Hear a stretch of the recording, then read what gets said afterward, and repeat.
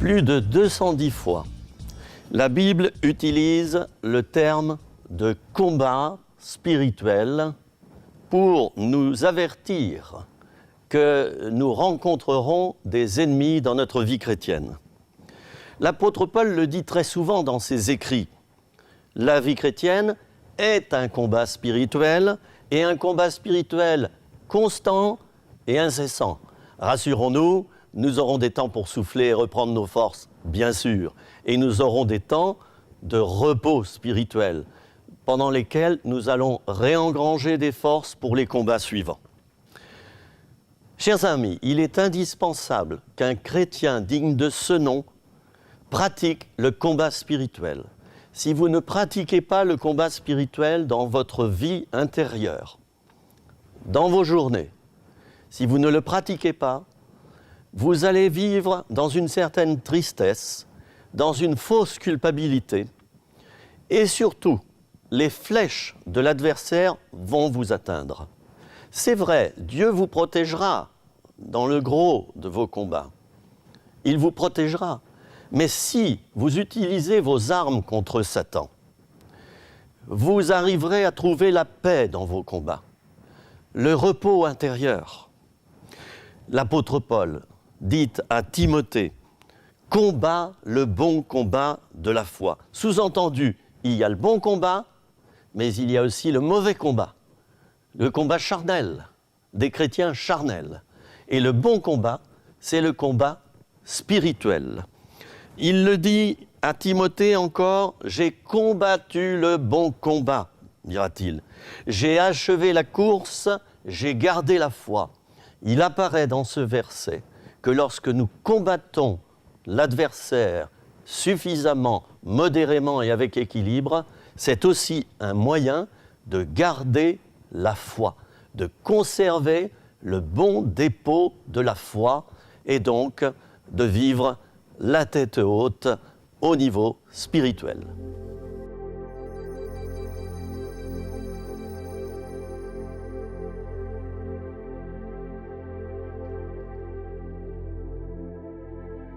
Il faut donc combattre jusqu'au bout, tenir longtemps.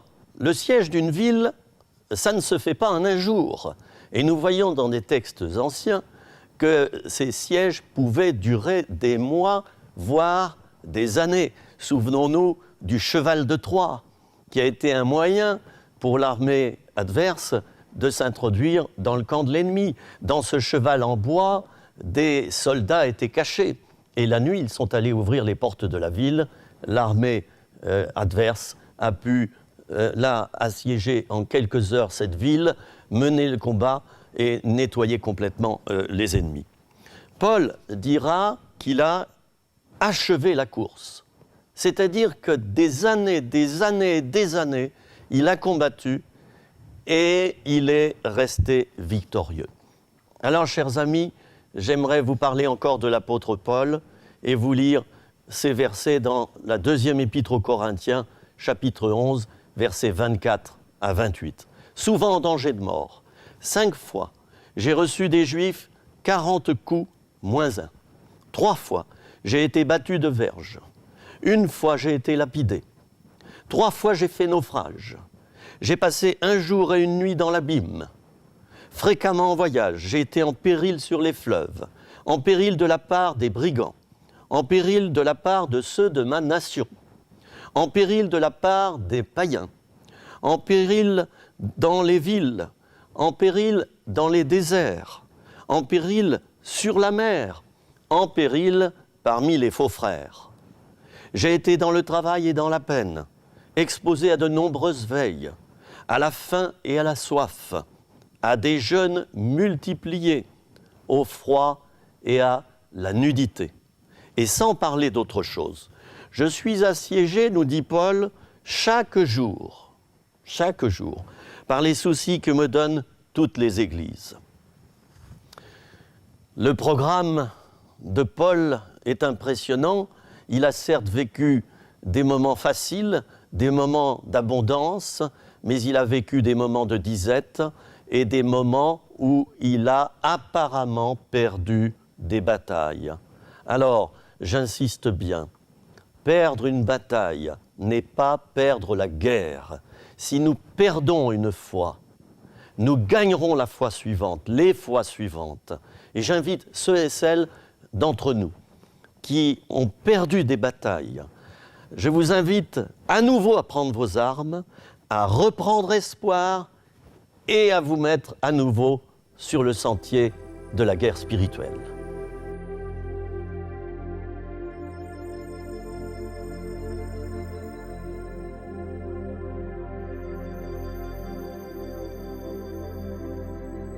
L'apôtre Paul, de nombreuses fois, va donc insister dans ses enseignements, dans ses épîtres aux églises, il va insister abondamment sur le combat spirituel. Il dira aux Thessaloniciens ceci, « Nous vous avons annoncé l'évangile de Dieu au milieu de bien des combats. » Aux Colossiens, l'apôtre Paul dira, « Je veux que vous sachiez combien est grand le combat que je soutiens pour vous. » Nous avons donc à soutenir des combats pour des groupes d'hommes et de femmes, des enfants peut-être, notre famille, notre Église. Et ces combats, évidemment, nous prendrons des forces, il nous faut le savoir. Et puis, Paul s'exprime à Timothée, dont nous savons que c'était son enfant spirituel, « Le commandement que je t'adresse, Timothée, mon enfant, selon les prophéties faites précédemment à ton sujet, c'est que, d'après elles, tu combattes le bon combat, en gardant la foi et une bonne conscience. » Deux éléments nouveaux. Nous pourrons mener le bon combat en insistant sur deux choses. D'abord, le fait de garder la foi dans la parole qui va nous aider dans nos combats, et une bonne conscience. La bonne conscience qui nous permet de ne pas tordre les Écritures, de ne pas tordre les enseignements, de ne pas nous lancer dans des faux combats, chers amis. Et nous le savons, Jésus, j'en ai parlé précédemment, est allé dans le désert, conduit par l'Esprit, juste après son baptême d'eau, pour être tenté par le diable. Et là, il a dû affronter un véritable combat spirituel. Ne vous étonnez pas, chers amis, vous qui venez de rencontrer Dieu récemment, si vous rentrez dans des combats spirituels terribles, si votre famille se retourne contre vous, si vous avez peut-être même un accident ou autre chose, si vous êtes perturbé, angoissé, il y a maintenant désormais un combat spirituel dans votre vie et il va falloir vous habituer.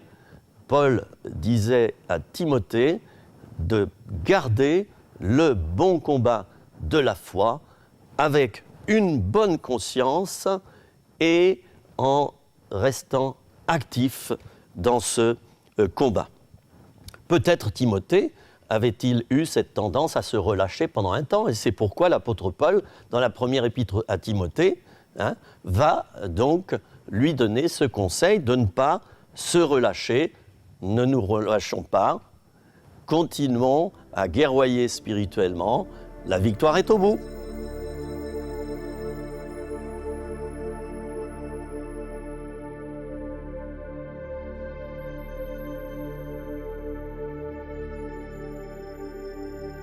Et dans les versets précédents que nous venons de lire, nous voyons que ce sont même des prophéties qui ont repris Timothée à cause de son relâchement dans le combat spirituel.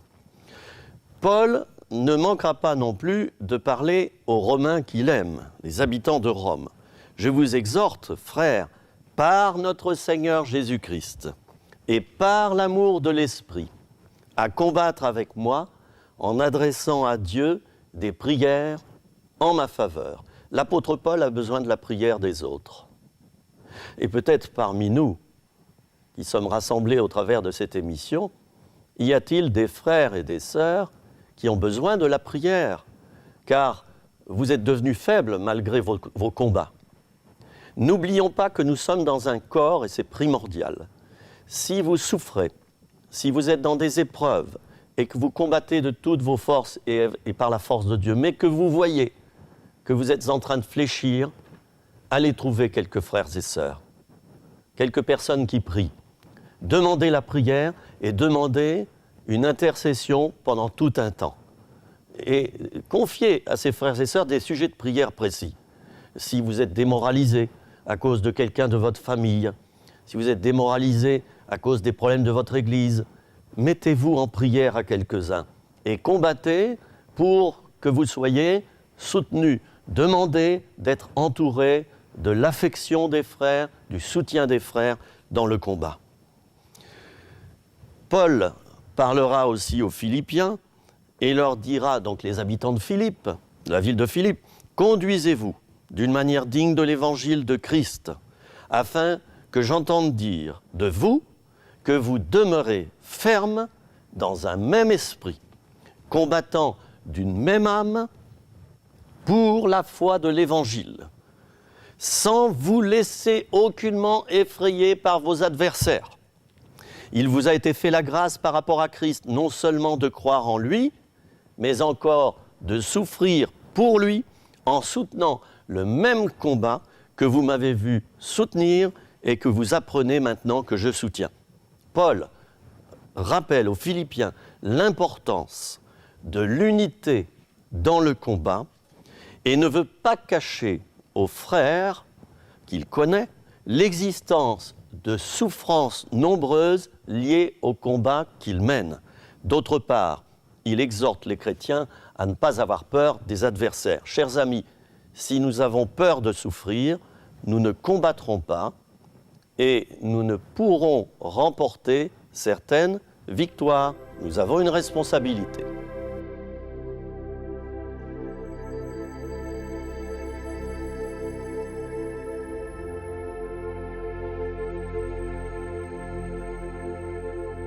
L'apôtre Paul aime tellement, et c'est bien normal, son fils spirituel Timothée, c'est un petit peu comme son père spirituel, son parrain, qu'il lui dit ceci dans la deuxième épître à Timothée.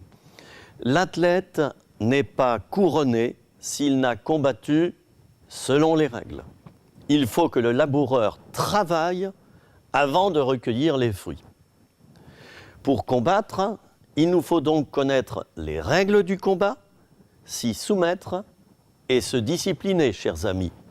Il y a un travail à faire, celui qui ne veut pas faire d'efforts dans sa vie chrétienne, mais simplement s'asseoir dans un fauteuil en demandant au Seigneur de le porter tous les jours, celui qui ne veut rien faire pour combattre spirituellement Satan s'expose à des dangers supplémentaires. C'est important de le dire. En tout cas, vis-à-vis des règles du combat spirituel, toutes ces règles sont énoncées dans la Bible. Et vous faites bien de regarder cette série d'émissions sur le combat spirituel, parce que petit à petit, nous allons essayer de détailler les règles, les armes du combat, et parler du chrétien qui est comme un soldat, dira l'apôtre Paul. Paul s'exprime encore, toujours le même décidément, il insiste, il parle aux Corinthiens et il dit ceci à ses chers amis de Corinthe, « Tous ceux qui combattent s'imposent toutes sortes d'abstinences. Et ils le font pour obtenir une couronne corruptible. Mais nous, faisons-le pour une couronne incorruptible. » Le combat spirituel, donc, nous conduira à nous priver de certaines choses. Il y aura des abstinences, il y aura des pertes. Nous devrons renoncer davantage à nous-mêmes. Nous devrons peut-être jeûner, nous réunir dans la journée, faire des nuits de prière, faire des temps où nous nous mettrons à part et nous allons louer l'Éternel. L'Éternel d'ailleurs, dont un des principaux noms dans l'Ancien Testament est l'Éternel des armées.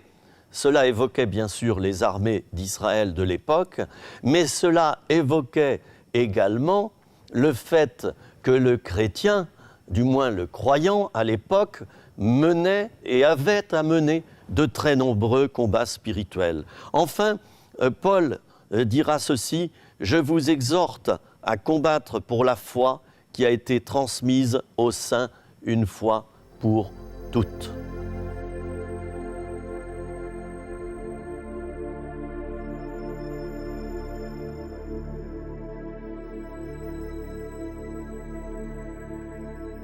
Le chrétien est un soldat du Christ.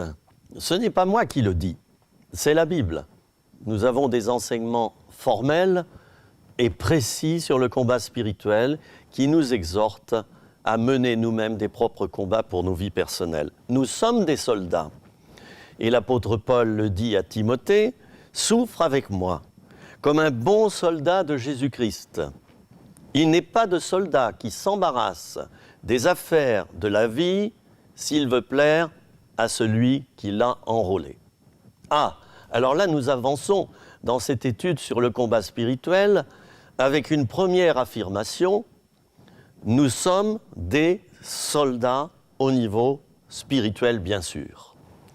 Et nous avons une guerre spirituelle à mener avec des adversaires spirituels.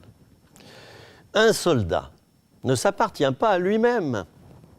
Il appartient à son corps d'armée. Nous pouvons dire, au niveau spirituel, que nous, les chrétiens, nous ne nous appartenons pas à nous-mêmes. Nous appartenons à Jésus-Christ, qui est en quelque sorte celui qui donne les ordres dans le combat, et nous appartenons aussi à un corps d'armée qui est l'Église. C'est pourquoi j'invite tous ceux et celles qui m'écoutent et me regardent à l'heure actuelle à rejoindre une petite communauté chrétienne pour mener des combats ensemble. Car un soldat isolé, il devient faible, fragile, et on peut l'attaquer facilement. L'adversaire essaye souvent d'isoler tel ou tel chrétien pour le faire tomber plus bas. Nous savons également qu'un mouton, une brebis qui s'écarte du troupeau, le loup va le remarquer et va venir dévorer cette brebis. C'est pourquoi le berger, il a un bâton et une houlette. La houlette, c'est une grande canne avec un bout recourbé qui permet au berger d'attraper par le cou la brebis qui s'écarte du troupeau. Il veut ainsi la protéger du loup. Et nous devons, nous les chrétiens, nous protéger absolument du loup qui est donc Satan. Le soldat soumet sa volonté à son supérieur hiérarchique. Il ne porte pas ses propres vêtements, il renonce en grande partie à sa vie de famille, il doit savoir combattre, il est prêt à livrer sa vie pour sa patrie. C'est un homme qui a appris à souffrir et à persévérer malgré cette souffrance. Nous n'aimons pas la souffrance, mais il nous faut la tolérer quand elle arrive.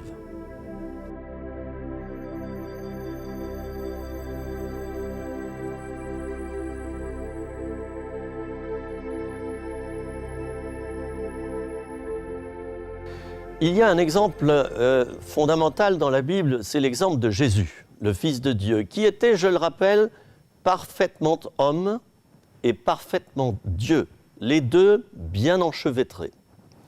Jésus, nous dit Ésaïe dans ce livre d'Ésaïe au chapitre 53 et au verset 3, Jésus était un homme de douleur, habitué à la souffrance. Il a dû mener de grands combats, Jésus. Nous le voyons à Gethsémane. Ces combats spirituels étaient tellement puissants que sa sueur est devenue des grumeaux de sang lorsqu'il était en prière dans ce jardin des Oliviers, ce qui correspond, diront les spécialistes, à un degré de souffrance extrême. L'apôtre Pierre, dans ses épîtres, nous exhorte également à ne pas fuir la souffrance, mais à suivre les chemins du Maître, qu'est Jésus-Christ, appelé, je viens de le dire, l'homme de douleur habitué à la souffrance. Ainsi donc, dira l'apôtre Pierre, Christ ayant souffert dans la chair, vous aussi, armez-vous de la même pensée. Nous trouvons ce verset fondamental dans la première épître de Pierre, au chapitre 4 et au verset 1er. Mais si vous supportez la souffrance, dira toujours l'apôtre Pierre, lorsque vous faites ce qui est bien, c'est une grâce devant Dieu.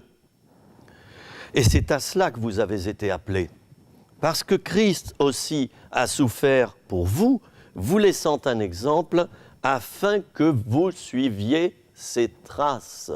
Un chrétien qui ne veut jamais souffrir est un chrétien démissionnaire qui aime davantage sa propre vie que Dieu lui-même.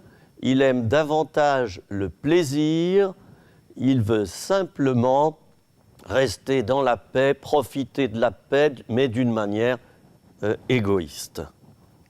Si quelqu'un souffre comme chrétien, dira Pierre, qu'il n'en ait pas honte, mais que plutôt il glorifie Dieu à cause de ce nom. Car il vaut mieux souffrir, dit Pierre, si telle est la volonté de Dieu, en faisant le bien qu'en faisant le mal. Je vous invite, chers amis, à résister. Ce mot est écrit d'ailleurs à Aigues-Mortes, dans une tour où Marie Durand a été renfermée durant des années.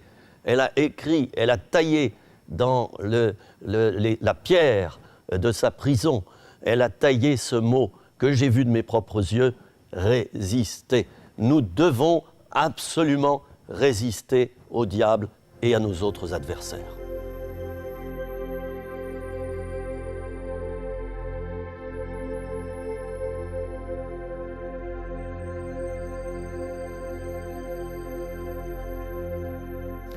Un soldat qui connaît le résultat des courses, en quelque sorte, un soldat qui connaît le résultat du combat qu'il va mener, de la guerre qu'il va entamer, s'il le connaît d'avance, ce résultat, ça décuple ses forces.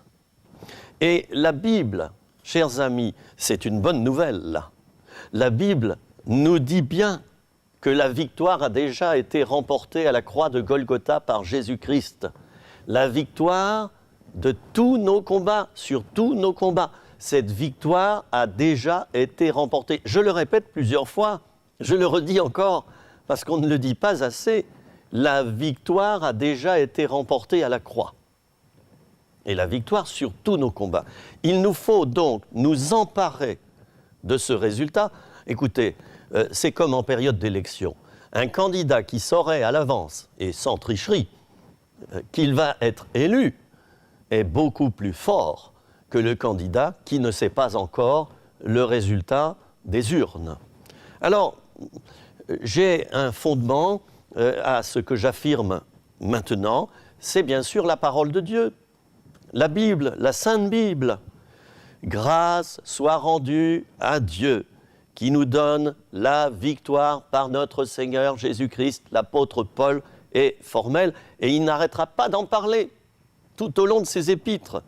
Grâce soit rendue à Dieu qui nous fait toujours triompher en Christ. Oh, j'ai envie aussi de le répéter une deuxième fois. Toujours triompher en Christ. Et puis, Jean, l'apôtre Jean, le dira aussi. Tout ce qui est né de Dieu triomphe du monde. Et la victoire qui triomphe du monde, c'est notre foi. Qui est celui qui a triomphé du monde, sinon celui qui croit que Jésus est le Fils de Dieu? Oh, mais c'est magnifique cet enseignement. Cela me remplit de joie encore, par rapport à mes propres combats personnels. Le cheval est équipé pour la bataille, mais la délivrance appartient à l'Éternel, dira l'auteur du livre des Proverbes au chapitre 21 et au verset 31. Je m'arrête un instant comme pour me délecter de cette victoire. Je sais pour moi-même et pour vous que le résultat de mes combats, de vos combats, de nos combats sera et sera toujours positif.